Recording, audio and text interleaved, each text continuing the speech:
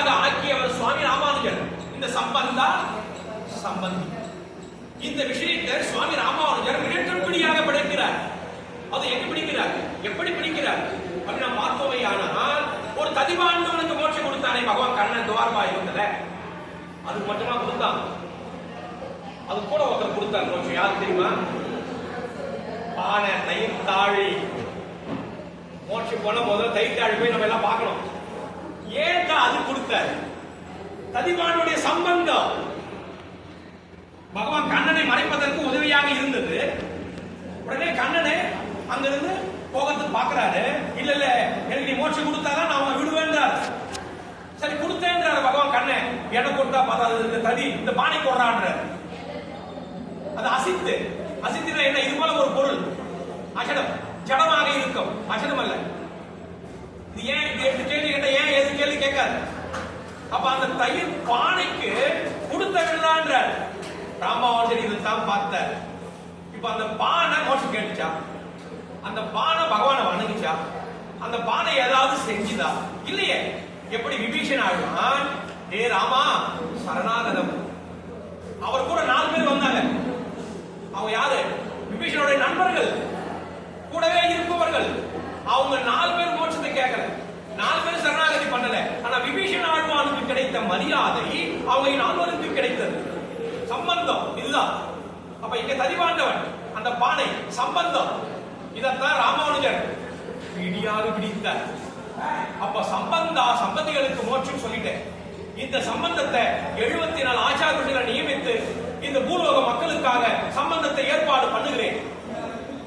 அதனாலதான் நம்ம பஞ்ச சமஸ்காரம், தாவ, குண்டர, யாக, மந்திர, நாமகா இது எடுத்து காணுகிறார்கள். இதைத்தான் நம்முடைய பெரியோர்கள் அழகாக சப்தகாதைன்னு விளாஞ்சோலையில் ஒரு புதிய மகான் ஸ்ரீ வசனபூஷணம் 463 சுத்தம் அதை 7 பாட்டுல அடங்கின இந்த விளாஞ்சோலை பிள்ளை. அம்போன் அரங்கற்கும் ஆவிக்கும் அந்தரங்க சம்பந்தம் காட்டி தடைகாட்டி கும்பரது என்னும் வாழ்வுக்கு சேர்ந்த நெறிகாட்டும் அவனொன்று ஆச்சாரியன். ஆச்சாரியன் எப்பேற்பட்டவன்? பரபிரமத்தை நமக்கு காட்டிக் கொடுப்பவர், மோட்சத்திற்கு அழைத்துச் செல்பவர். அதற்கு சமமான ஒரு வஸ்து உள்ளதா? இல்லை. ஆகையினாலே பரபிரமத்தை காட்டிக் கொடுத்த ஆச்சாரியனே நமக்கு பரபிரம்மம். ஆகையினால் நமக்கு முதல் ஆச்சாரியன் யாரு?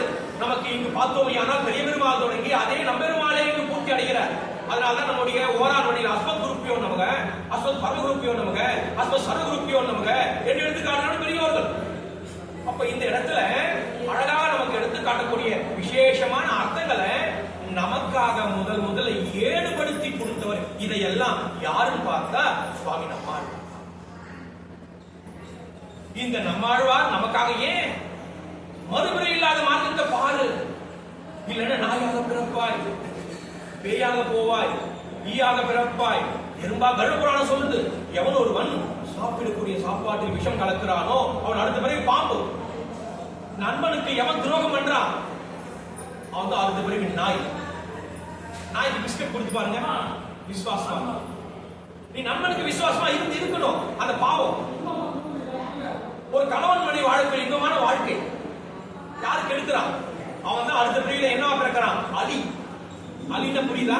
9 ஆண் அல்ல, அல்ல அலியும் அல்ல, பெண் அல்ல. நம்ம ரொம்ப அழகா எடுத்து காட்டுவார். பகவான் எப்படி வேணாலும் இருப்பார் நமக்காக. ஆனா மனித பிரிவில் நம்ம அலியாக பிறந்தா என்ன பிரயோஜனம்? எதையும்